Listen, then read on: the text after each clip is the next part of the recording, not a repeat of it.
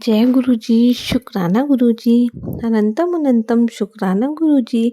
गुरु जी की चरणों में कोट कोट प्रणाम और सारी संगत को जय गुरु जी। संगत जी, गुरु जी के सत्संग चैनल पर सुनाए जाते हैं गुरु जी के बहुत ही प्यारे प्यारे ब्लेसिंग भरे सत्संग, जो कि बहुत ही ब्लेसिंग होते हैं। अगर आप भी अपना सत्संग संगत जी के साथ शेयर करना चाहते हैं तो हमें लिख कर भेज सकते हैं। डिस्क्रिप्शन में व्हाट्सएप नंबर दिया गया है। संगत जी, सत्संग स्टार्ट करने से पहले बस आपसे यही रिक्वेस्ट है, आप सत्संग को पूरा सुने, क्योंकि सत्संग के अंदर आपके सवालों के ढेर सारे जवाब होते हैं और गुरु जी की ब्लेसिंग भी सत्संग के अंदर होती है। तो संगत जी, बिना देर किए सत्संग को स्टार्ट करते हैं। ये सत्संग हमें आंटी जी ने भेजा है। आंटी जी कहती हैं, ओम नमः शिवाय, शिव जी सदा सहाय। ओम नमः शिवाय, गुरु जी सदा सहाय। जय गुरु जी, शुक्राना गुरु जी। संगत जी, सुनिए आंटी जी का सत्संग आंटी जी की आवाज में।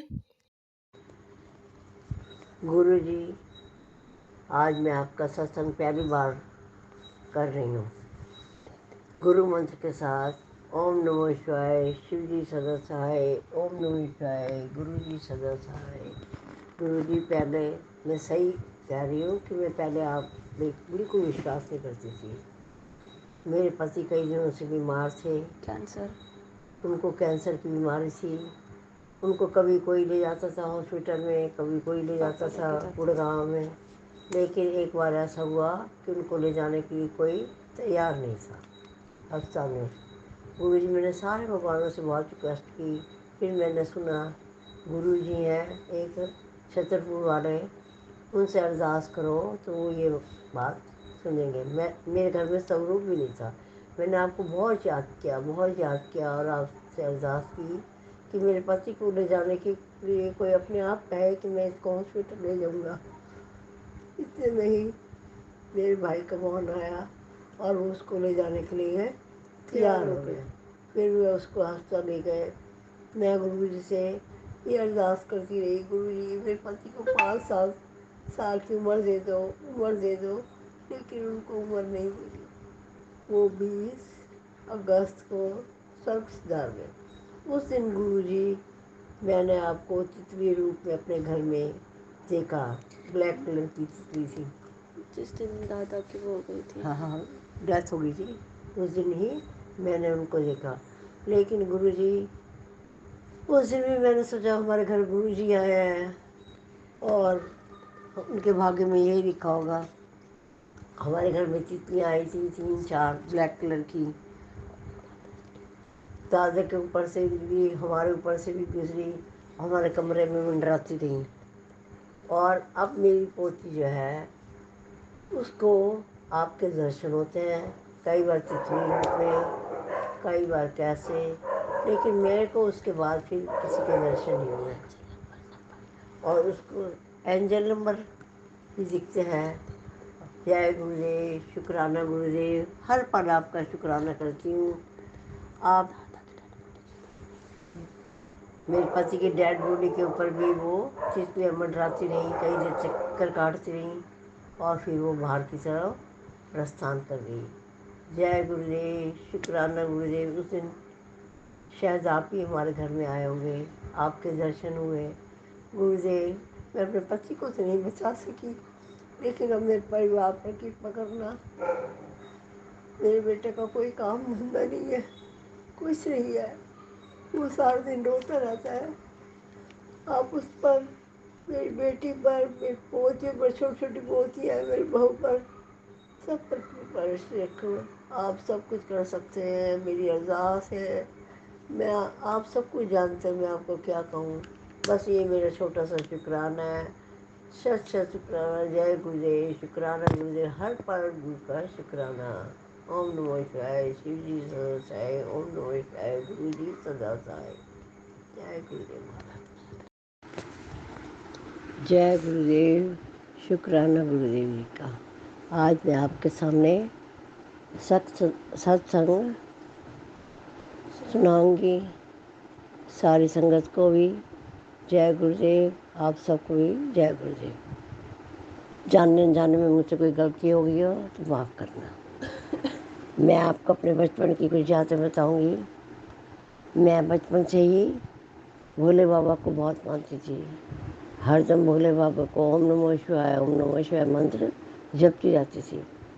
छठी सातवीं से जब मेरे पेपर हो जाते थे तो मैं 16 सोमवार के व्रत रखा करती थी। शिव जी पे जल चढ़ाती थी, मंदिर में जाके पूजा करती थी। बचपन से ही मुझे भोले बाबा से बड़ा लगाव था।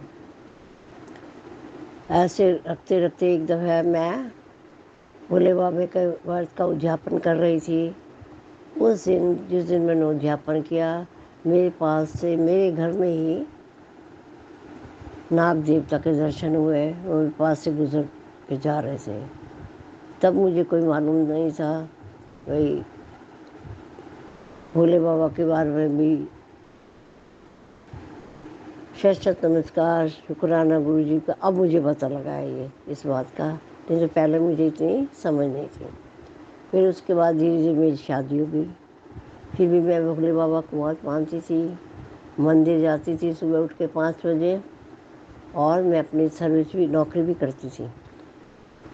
घर का काम करके ड्यूटी पे भी जाती थी। सुबह 5 बजे मंदिर चली जाती थी।